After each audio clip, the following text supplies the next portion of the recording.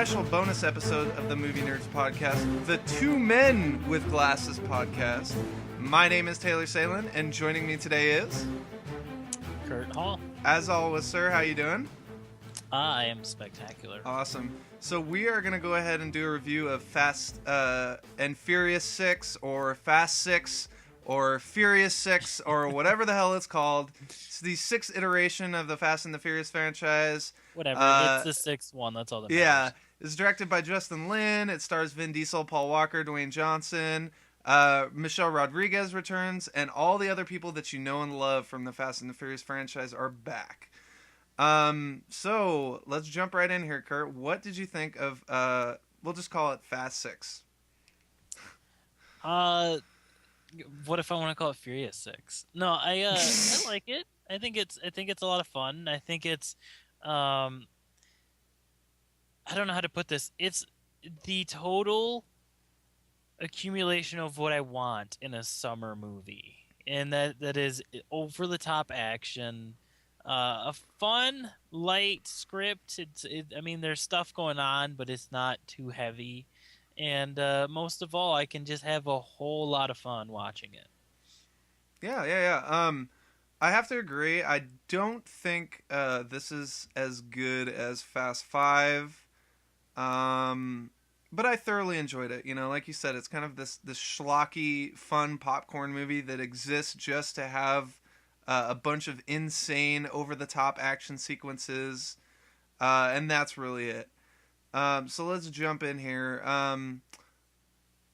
In case you guys don't know, this one takes off, takes off. This one speeds off, just like Fast 5, where it pretty much continues the story right away from where the last movie ended. I don't know, man. I had some serious problems with this movie at the same time. I don't think the action is as good as Fast 5. I think it's expertly directed. I think it's better staged than Fast 5. Certain scenes, but at the same time, the action scenes in particular, I didn't understand some of the choices that were made. In specific, there was maybe 4 or 5 major set pieces in this movie, if I'm not mistaken. I think there was 4. There's 4, yeah. Okay, and 3 of these 4 major set pieces all take place at night. Mm-hmm. In a I guess 2 of them take place in a downtown city. In case you guys don't know, this one takes place in London, which I don't know why you guys wouldn't, because this movie is one of the highest grossing movies of all time on Memorial Day weekend. It made close to 100 million, if I'm not mistaken, about 98 or so. So what did you think about the action scenes? Did this one surpass Fast 5 for you? I actually think this format changes from Fast 5 to Furious 6, I guess. Because Fast 5 kind of feels like it coordinates around dialogue. So, like, the action scenes take place because of dialogue. In this one, it feels like all the dialogue coordinates around the action scenes. Because the action scenes are quite long in this one. And whenever you're thrown into a very action-packed situation, it's not a short ride. Like, all their action scenes are at least 15 minutes long. And I didn't feel like that was a bad thing. I just kind of felt like it kind of maybe damages a lot of the dialogue in the movie, because some of the dialogue just doesn't matter at times, whereas Fast 5 was all about setting up the heist. And this one just kind of floats along instead of being a tight, constrained movie. Yeah, and I think that's a major problem with this movie, is the fact that it brings back all the characters from Fast 5, but not necessarily for any reason. Like, the whole reason I love Fast 5 is because it was so perfect. Like, the whole setup of bringing these people together, you know, like, there was a reason for every one of these characters to come back. It's not just fan service, you know, and in this movie I felt like bringing back the majority of the team from Fast 5 was just a lot of fan service. Like, Jordana Brewster's in this one as Mia Toretto. She's completely wasted.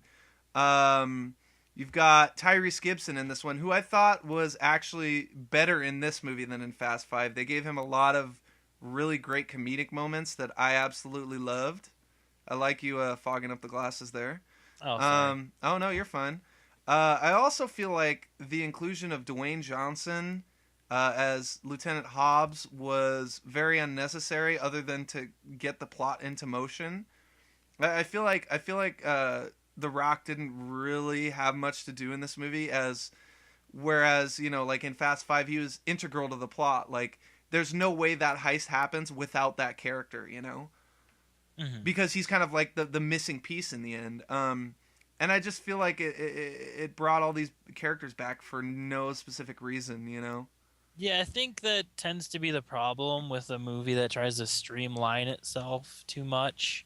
And I think this movie does that. Even though I do feel like every character kind of has their own moment on screen. And I think that's kind of a good thing to hear about a movie like this, because there are a lot of characters Yeah. in this movie. And I do think the team aspect is important, because even if it's just for a small joke in the movie, they mirror the opposite team. Like, You mean I don't know if you the remember that scene, but they have all the characters on the other side, yeah, and they make the joke like, oh well, this is like the Paul Walker this side. And yeah. I think I think even if it's just for a gag like that, I still like the fact that everybody's back. And I kind of disagree with the Tyrese Gibson thing, because I thought he annoyed the living hell Oh out of my me in this god, I one. I absolutely ate him up in this movie. I thought he was one of the highlights for sure. Uh, God, he as was far as so pure dumb. like comedic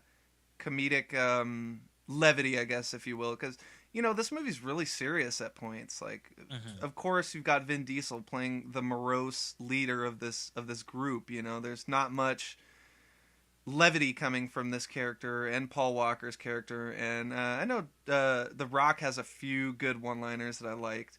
Oh yeah. um, but going back to the action scenes, I want to talk about this for a second, because with the exception of one action scene, which we'll get into in a little spoiler segment here, because I don't want to ruin it for those that haven't seen it.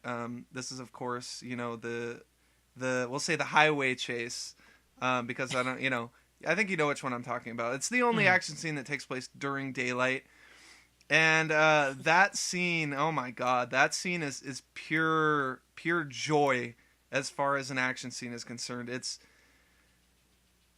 completely outrageous, but I completely ate it up at the same time. I'm just like, this is so freaking amazing, dude. Like, and in that scene, everybody has something to do. There's a reason for every character to be there, you know. And in Mhm. the other scenes, like, there's a scene where um, the crew is kind of chasing after the main baddie of the film, who's played by Luke Evans. I believe the character's name is Owen Shaw. Mhm. Um, and through the streets of downtown London, as they're all racing towards this thing. And I found it a little disheartening that all of these characters are driving the same car. For me, that made it very, very hard to follow. And it's not that these action scenes weren't well staged, because they were, but I think it really comes down to the editing for me. Like, it felt very choppy and not very streamlined. Whereas, like, you look at the vault chase in Fast Five, or you look at the train job in Fast Five, and all of those seem very streamlined and very well edited. There's a sense of geography in all these action scenes in Fast Five, and in this one, I just didn't really feel a sense of place, I guess is what it is. And particular the final action scene too. I that was the worst one for me. I just did not like the final action scene at all. I I'll agree with you to an extent about that. I think I really wish some of the action scenes did take place during the day, because it would have looked a lot prettier. I actually do like the last action sequence, even though it is completely over the top and ridiculous. I don't know if you saw the meme online, but they did the math on how long the runway Yeah, was, and it's like 28.75 miles. yeah, It's absolutely insane. Like, yeah, no runway is ever that long. yeah. Exactly. But I also find it ridiculous that, okay, I won't go into it unless we go into spoilers. Yeah, But yeah. I don't know. I felt like you had to give and take in this movie. Like, yeah, the action scenes weren't as cohesive and well shot, but I felt like the plot was a lot more involving in this movie than in Fast Five. So it's kind of you kind of had to give and take between the two Yeah, movies. yeah. Well, I'll agree with you there. This movie definitely, like, as far as a character standpoint, like from the characters, it definitely feels more personal because they actually have a stake in it, other than a big payday. Mhm. Specifically for Vin Diesel and Paul Walker's characters. Um, and I mean, I don't know. I really, really loved Luke Evans as Shaw in this movie. I think we definitely need to talk about this guy for a second because I don't think the character has actually given enough screen time. But with Luke Evans playing this guy, like he really makes up for it in his acting choices. Like, this guy is such a badass. Like, there's a certain scene where him and Vin Diesel are just talking, and I found it to be one of the most fascinating scenes of the film. And that's saying something for a movie that has absolutely no plot, or at least a cohesive plot. Um, and there's a particular line, the line where he says, "I will break you," and I just found his delivery on those lines like that to be absolutely incredible. So, what did you think of Luke Evans in this one? Luke Evans is outstanding in this role because as much as I like the Fast and Furious series, we've never seen a villain that actually kind of makes your skin crawl. And I think Yeah, Owen Schmidt is this guy that does that. And the way Evans just carries himself, he's that very militaristic character that is very proud of himself and he has no problem showing off for anyone around him. But he's also this hard ass that doesn't care about the people that he works with. Like if someone dies from his team, he just brings someone else in. yeah, Everyone is just a part of a money making scheme. They're not actually friends. mm-hmm. And I really like you said, that scene with him and Vin Diesel is the best scene in the movie, in my opinion. Yeah, Just because you really feel how heavy this this situation is for both characters. yeah, yeah, man. I completely have to agree. What did you think of Michelle Rodriguez in this one? I think she's good. I don't I like what they do with her character. I think it's kind of cool how I guess it's a spoiler, so I'm going to pass on that. Yeah, yeah. But the direction with which they have her character in the movie is actually pretty smart. I did not expect them to do it in that intelligent of a manner.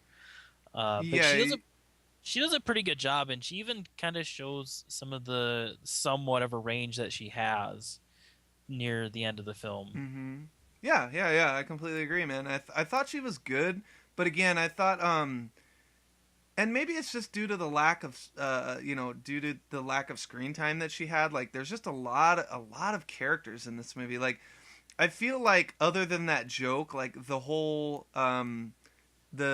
evil team or whatever you want to call them in this movie were completely unnecessary. I didn't understand the choice to include these people and actually give them so much screen time. Like, there's Luke Evans, his kind of girlfriend or whatever she is. Like, she's this blonde-haired lady, and as cool as a character as she is, she's kind of basically a silent character in a way. I didn't understand the point of including these people into the plot. You don't even mention the most pointless character of his team, which is that massive muscular man that does No, the nothing only throughout the reason movie. he's there is to fight the Rock at the end. Yeah, That's the like only reason he's there. he doesn't even have a line to my Yeah, knowledge. He just kind of comes exactly. in and goes, "Oh, I'm 400 pounds of rock," you Yeah, know. yeah. So is there anything else you want to touch on before we jump into spoilers here? Because it seems like we want to talk about some other Yeah, I things that think we we. need spoilers. Okay. So if you guys haven't seen Furious 6, make sure to go check out the movie and then come back. We'll still be here. You know the drill. We're gonna ruin the movie. So with all that said, Kurt, what in particular? I'm curious. What in particular did, like, you mentioned the Michelle Rodriguez character? Like, what made you like that storyline so much? I like how they do the flashback and they explain that they thought she died because the car explodes and but she actually escapes, but the the explosion itself causes her to have amnesia and she forgets Okay. everything about her past. And I Yeah. think that is, as cheap as that sounds, me saying it right here, Mm-hmm. I think it actually works in this universe because they kind of leave it ambiguous throughout the whole movie, like as to whether she recognizes Vin Diesel throughout the whole movie. Yeah. And you don't really get a clear answer, but you do at the end of the movie. Yeah. And it kind of it allows her as a screenplay component, if you will, Mm-hmm. to actually decide what team to pick. Like she isn't pressured into being on Shaw's team or Vin Diesel's team. She actually chooses on her own, which is that's what tends to be a problem when you introduce a character after they disappear after like 3 movies. You got to find an intelligent way to bring them back so they can grow on Yeah. screen, and they actually do Exactly. manage to do that. Yeah. No. I actually have to agree with you on that one because it seems like this character could kind of be spinning its wheels in a sense. Like they could just be covering the same ground that they've covered in the previous movies. And although Michelle Rodriguez didn't really have that big of a role in what was it, Fast and Furious, I believe was the fourth one. I thought she did a pretty good job with not a lot of screen time.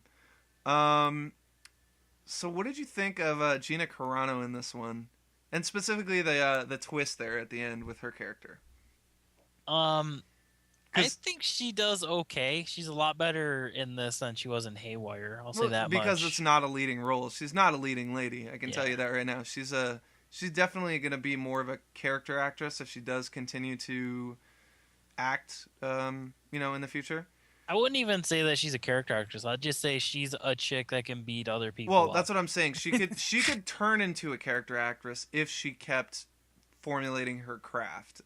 Yeah. And I don't I even think really want to use that word with Gina Carano, but I did. So she she really needs to take acting lessons and learn how to say a line in a convincing manner. yeah, But actually, I think her dialogue isn't that bad when she's in a scene with The Rock. Like I think she does a pretty good job there because they're both kind of like brawny characters who say stuff in a tough manner. But I actually was kind of floored by the twist because I didn't expect it to yeah. come. No, that completely took me off guard, and I like that. I like that they were able to at least keep that a secret. And that I think that moment was the reason, or yeah, that moment was the reason that I finally realized after watching the movie that this was the best plot that I've seen in a Fast and Furious movie because it's multi-layered. It's not like Fast 5 is basically just a heist, and they're trying to just break away with the money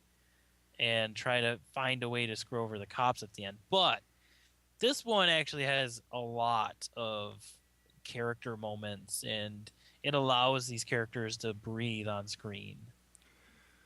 Yeah, I guess I can agree with you that even though I don't agree with the fact that you like the plot in this movie more, I think this plot is completely ludicrous. No pun intended.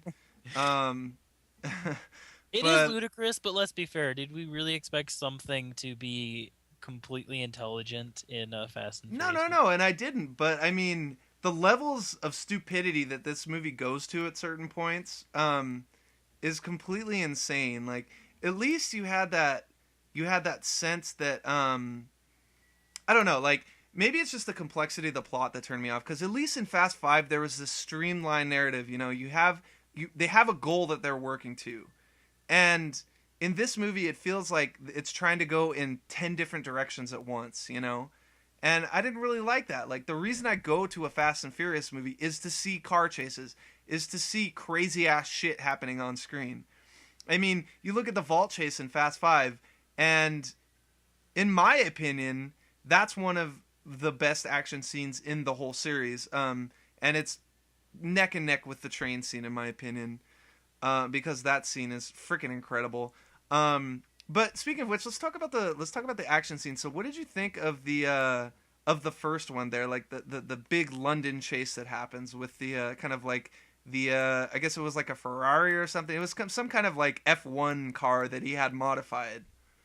Yeah, that modified F1 car was a pretty cool set piece.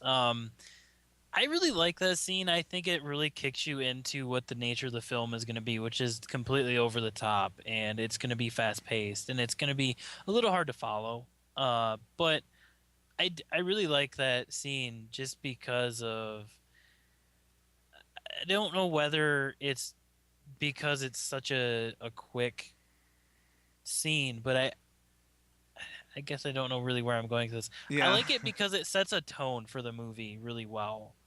Like Hmm. even if it is a muddy mess of a scene, it still kind of sets the tone for Yeah. what's going to come in Yeah, the other I would movie. definitely agree with that, but at the same time, like as much as I didn't like that scene, as far as like the geography, and there were some shots, some overhead shots that I thought like where you see the cars traveling through it, like it's like a helicopter shot, that I thought added a lot of a sense of place to the scene. You know, I didn't like the choice to do it at night, but I did love the kind of small touches that were in that scene, like the whole car, like the whole idea of that car, that how it can basically flip cars as it's driving, like that's a really cool idea, and it's something we've never seen before. I also like the idea of the chips that shut down Oh those chips, God. and I thought that was ingenious because it's a way to get these awesome muscle cars into the movie later, you know. Mhm. And and it was the little things like that that I really enjoyed, you know. As much as I didn't really have a sense of direction and place in the scene. Yeah, Um, those chips are pretty amazing, and that might be the best.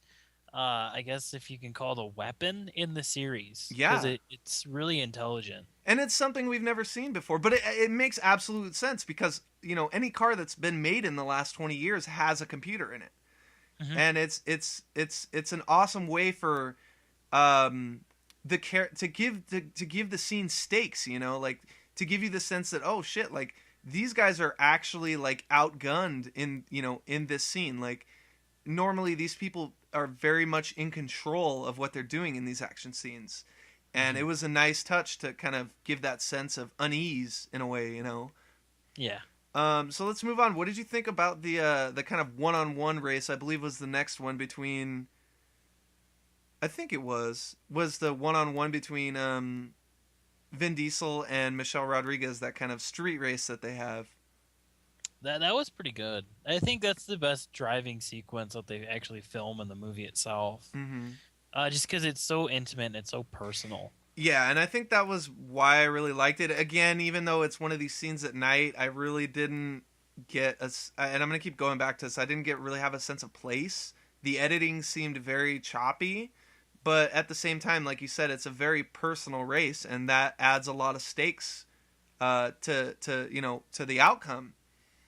I like too how it takes place at the same time as the other action scene, Which the one? London chase. It does? Yeah, it takes place simultaneously because he Vin Diesel notices that Michelle Rodriguez is driving in a different direction and he takes off. Oh, you're right. You're right. No, I thought because doesn't she shoot him at the end of the London street chase? She Yeah, shoots him. but that takes place at the same time. Like Vin Diesel, that's like where the scene ends. Michelle Rodriguez Yeah. shoots him, and Yeah, you're then right. You'll Paul see. Walker Yeah. backtracks to See, find I him. think that I mean, as much as I like these scenes, I just didn't find them completely memorable. Like the scenes in Fast Five again, the train chase, the foot chase through the favela. Um, I don't think anything will ever match the train I sequence know. in I mean, Fast that's Five. just so incredible. But at the same time, too, like, oh man, I don't know. Like, I just didn't feel like these sequences were as memorable. You know, like it just felt like them kind of going through the motions in a way. I think it's not as memorable because there's too many characters involved. Yes, and it again goes back to that point. So let's move on. What did you think of my favorite action scene in the movie? And I wrote in the group that this scene is probably one of the most gloriously outrageous action scenes known to man, known to in film history. This scene will go down as one of the most insane action sequences ever. And this is, of course, the scene that culminates with Vin Diesel flying like Superman over a bridge, 50 feet over a bridge, and and kind of catching Michelle Rodriguez and landing. And As crazy it is as it is, I still found it kind of dumb that these characters didn't seem to hurt, or it's like these characters have become invincible, and I think Oh, that's maybe, as much as I love that scene, I think that's maybe another problem with this movie. uh, It well, well, I think I like everything leading up to that moment, Yeah. though. Like And that even whole even highway even chase. that moment itself is so fucking awesome. It's It just is. it's so cool, but it's one of those things where you're like, well, this kind of doesn't really raise the stakes in any kind of way. Well, I think it kind of does because in that scene, there's the Owen Shaw is driving the tank and he's just running over cars and killing numerous people on the highway, and it finally like makes the team realize like we got to take this guy out because he's endangering other people's lives for no Mhm. apparent reason. I think one that serves as a good purpose to showing you how awful Shaw is, Yeah. and on another note, it kind of shows you how good these guys are. Like, yes, they're criminals and they want their money, but they don't kill people to do it. Yeah. And it kind of set the hero villain line right there in the sand. Like, these are the good guys, these are the bad I guys. don't know about that, because there's that scene in Fast 6 where Vin Diesel's driving the freaking vault on the highway and he smashes about 20 cars on his way, and he Yeah, kills but innocent police officers who were only just on that guy's payroll to begin with. So, I while I understand. understand your point, I I don't get that, necessarily but agree. I think it was more of a this movie thing. Like I Yeah. said, Yeah, a yeah, yeah, criminal's yeah. a criminal, but in this one, it kind of does set that line of villain versus criminal, Yeah, or like villain versus yeah, what good makes a guy. person a good guy or what makes a person a bad guy. I can completely Yeah. understand that. And even then, I Plus, I think we're going far deeper into the thought process of this movie than the than actual anyone else people. would. Yeah, than the actual people in the movies themselves did. But what were you gonna say?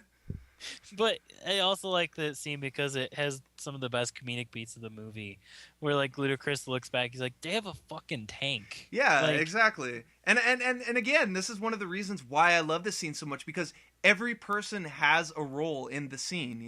There's mhm. there's a reason for each one of these characters to be there.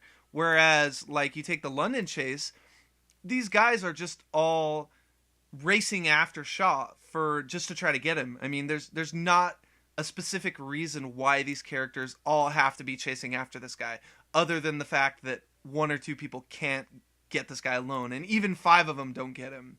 Mhm. Um, so But yeah. we should push forward to that end of the Oh sequence, God. which is that ridiculous jump that Vin Diesel takes. Not only do these guys not get hurt Mm-hmm. from not o- not only would it be physically impossible for these people to catch each other in the middle of the air, but wouldn't their momentum stop each other and they wouldn't push forward into the back into another car? And not only does Michelle Rodriguez get pushed into another car, she basically almost goes through the windshield. And in the next scene, she's just walking around like she's okay. Yeah, exactly. And yeah, I mean, yeah, it's insane, but it's It's very fun and yeah. I I mean, love it, you but it's ridiculous. yeah, exactly. I mean, we're not gonna sit here and critique the ridiculousness of this movie, because I think that it's a given with the Fast and Furious franchise, especially with the last two. I mean, they've gotten even more and more insane with each iteration. So I don't know. Do you have anything else to say on the tank chase? I absolutely love that scene with all its I faults. I mean, it's my one of my it's favorite action sequences. ever. I think I would Yeah. say ever. Like, it's so awesome. Uh, let's move on to the runway chase scene. What'd you think of this one? You actually like this one, huh? I like this one, even though it's probably way too long and involves way too much. Yeah. But I And like it. I don't really understand all the dynamics that are going on in it, like the whole grappling exactly. hooks holding down the planes. One, how do these grappling hooks work? By keeping the people in the cars, because if the grappling hook is that powerful, wouldn't it pull the person out of the car and drag them? That was one of the things I didn't get. I didn't really care much about what was going on outside of the plane. I was more Exactly, and excited about what was yeah, going on and inside. it feels like that scene takes spends way too much time on the outside, you know. And not only that, I as good as the acting was in the moment where what's her name uh Gal Gadot as Han's girlfriend flies away, as good as I thought his reaction to that was, I really didn't connect with it, you know. Like I realized that this was gonna happen eventually because you've seen Tokyo Drift, most people have, and you Mm. know what this character's fate ends up being, and I didn't really find that moment too believable, I guess is what I'm trying to get at. Yeah, I think. But I mean, like the moment where she actually falls, but the moment where you see Han pull up after everything's been said and done, I thought was decently handled, you know. Mhm. But I Yeah, don't know. I like a lot of the ending of this movie because it actually does connect Tokyo Drift to the rest of the series, which was Yeah. something that needed to happen. Yes, exactly. And I we'll talk about that in a second. What did you think of that kind of moment where the car comes out of the nose of the plane? Because that's the big moment of the movie. That's a crowd cheering moment, and I felt like it was Oh, undercut by them putting that in the trailer. it really was. They Yeah. should have not shown that because that's the moment. But Yes. I like a lot of the stuff going on in the plane in the action sequence leading up to that though, because you have that awesome moment where like Vin Diesel is fighting that huge hulking of a man. And then all of a sudden the Rock comes in and it's like he tags the Rock and like fight this Yeah. big guy, I'll take on And they Shaw. switch. Yeah, yeah, yeah. Yeah, well, and again, I like the dynamics. I like the setup of the action scenes. I like what happens in the action scenes, and specifically that fight in particular. But I don't think it was shot very well, man. Like it felt No. like it was shaky cam. Like it felt like a Paul Greengrass movie in a lot of moments in that scene, and Mhm. that's what ultimately turned me off. Yeah, And not it, only that, they like get thrown around a lot, and that yeah, kind of ruins the integrity of the shots because it can't stay in place because everyone's getting thrown around. yeah, exactly. And maybe that's the inherent flaw of setting a scene like that in a moving plane that's trying to take off and is toppling from side to side due to those grappling hooks, you know? But my problem with that is the plane doesn't really move on the ground, so Exactly. like that kind of ruins the integrity of the scene also. But Yeah. I think that one integrity moment in that whole thing that does work, and it works out the whole movie really, is I mean I don't like to be this guy, but there's no way in real life that Gina Carano is going to lose a fight to Michelle Rodriguez, and she doesn't in this movie. Like Yeah. Gina Carano beats the hell out of her throughout this whole movie, and Yeah. I like how in the airplane sequence it's just Gina Carano beating the living crap out of Michelle Rodriguez, and then all of a sudden, like Gina Carano gets stuck in the one bad spot and she gets shot out of the plane. And I Yeah. think that was a cool way for Carano to go instead Yeah. of like Michelle Rodriguez just like beating her to death because that's just not going to happen. Yeah, exactly. Yeah.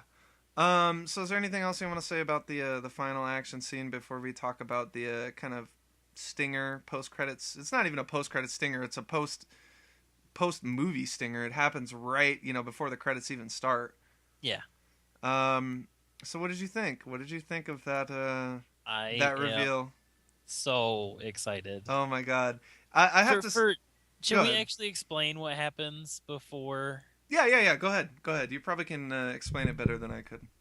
Well, it takes place like right after we get the cool montage of all the characters at the end of the movie, and then it shows a street race in Tokyo, and Han is driving a car. You don't know it's Han, but you No, realize that I knew it was Han right away because I actually like Tokyo Drift, and it's one of those. I do It's too. yeah, I think it's actually pretty decent for what it is.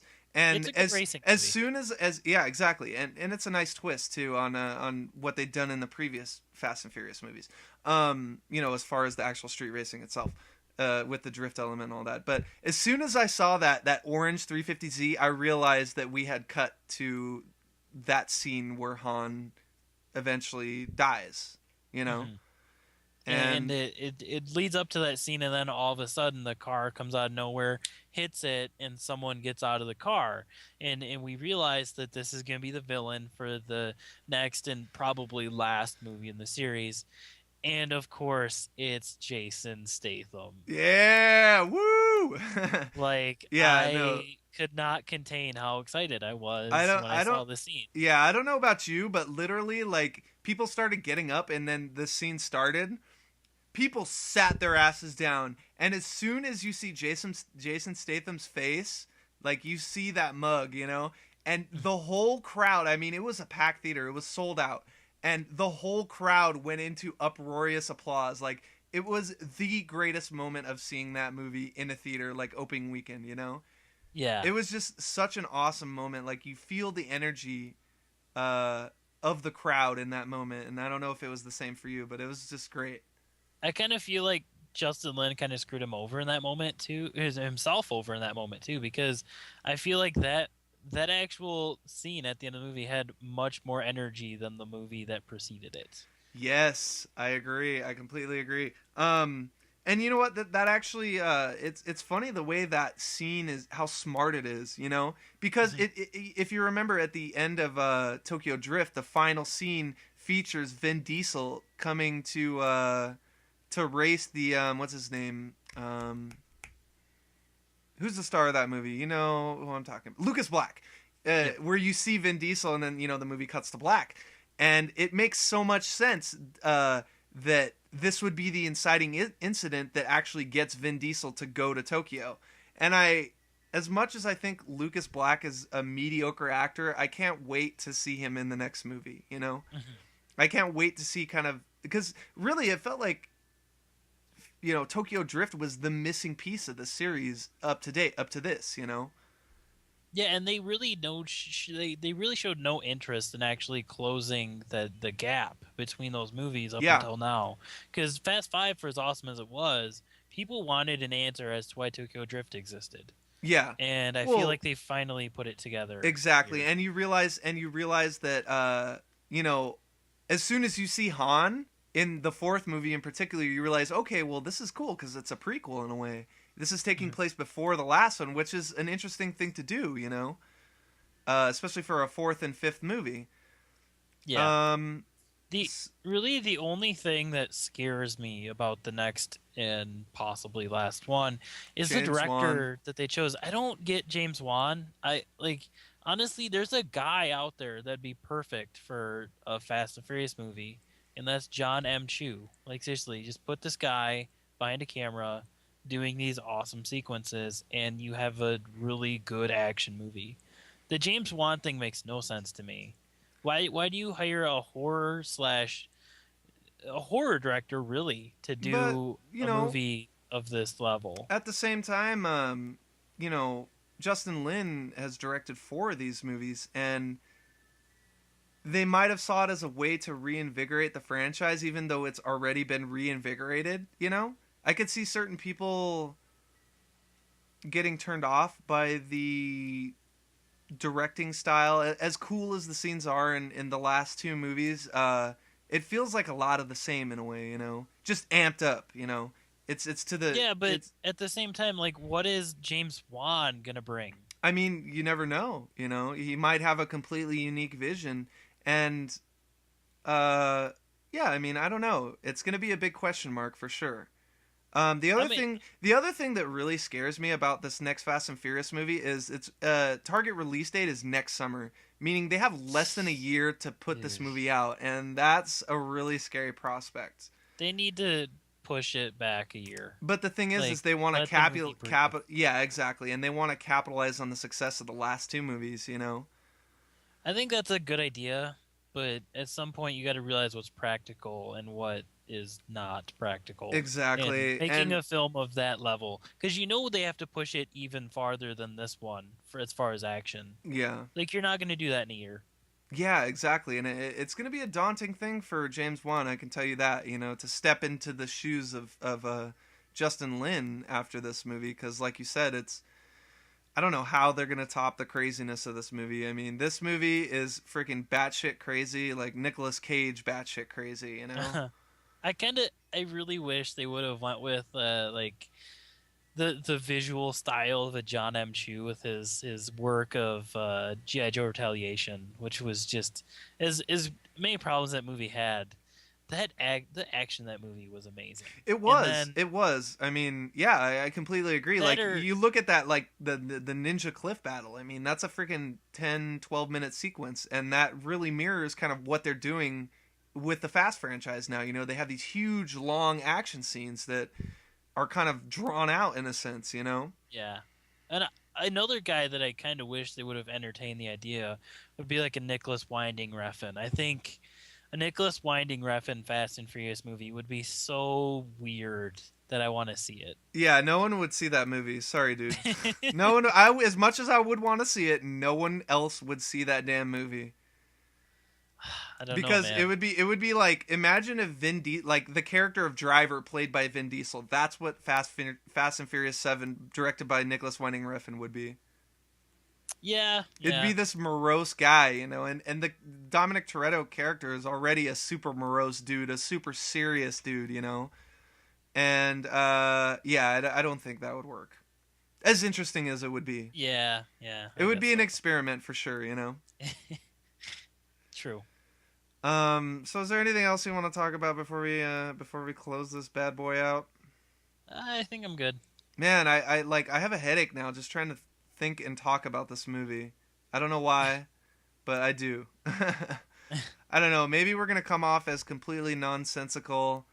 Um, but yeah, I mean, what would you give this one as far as a rating? Well, I think this movie has a few more problems than Fast Five. I think it does a couple things better than Fast Five, in my opinion. So I think it's on par with Fast Five. I'm gonna give it the same score I gave Fast Five, which was an 8 out of 10. Okay. Yeah, interesting. I think I would give this one a 7 out of 10, to be honest with you. I just didn't find it as. I don't want to say I didn't find it as entertaining. I didn't find it as enjoyable as Fast Five, for the reasons we listed. So I'm gonna go 7.5 on this. So we'll go ahead and close this one out, Kurt. Make sure, please, everyone watching, make sure to like, comment, and subscribe. You can always contact us with your comments, concerns, or if you have anything to say about our review of Fast Furious 6. You can always email us at movienerdsmailbox@gmail.com. Also, make sure to check out Script Happens. There are affiliate podcasts. They do video games. They're geek oriented, so they're a nice counterpoint to what we're doing here on the Movie Nerds. So with all that said, my name is Taylor Salen. Kurt, thank you for joining me as always. Thank you for In having me. our, our bonus episode review segment of the podcast. And with all that being said, you folks have a good night, and we will see you next week with a review of something. Probably gonna say Now You See Me, because I don't know if I'm gonna see After Earth unless it's like at a 95% or higher on Rotten Tomatoes. I will be watching both. You're gonna see After Earth? Yep. Dude, I learned my lesson with Last Airbender, because that movie the previews actually look decent, and then He's not writing it though, so I'll give it a chance. yeah, that's true. That's true. Okay, so we'll see you next time, Kurt. See ya.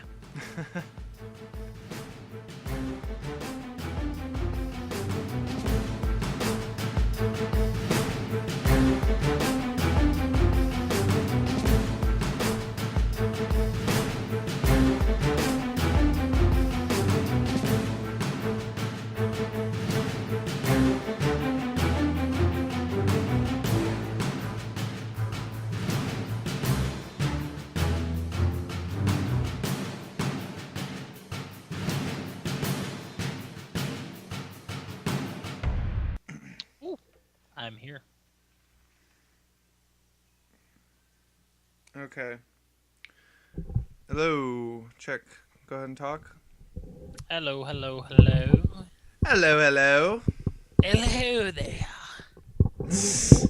Hello, Internet. How you doing? Interwebs. You interwebs with a Z. Alright, let's do this, dude. Okay. 3. You ready?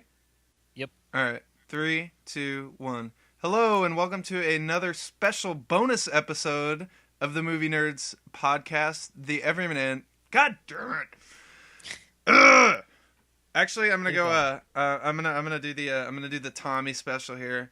3, 2, 1.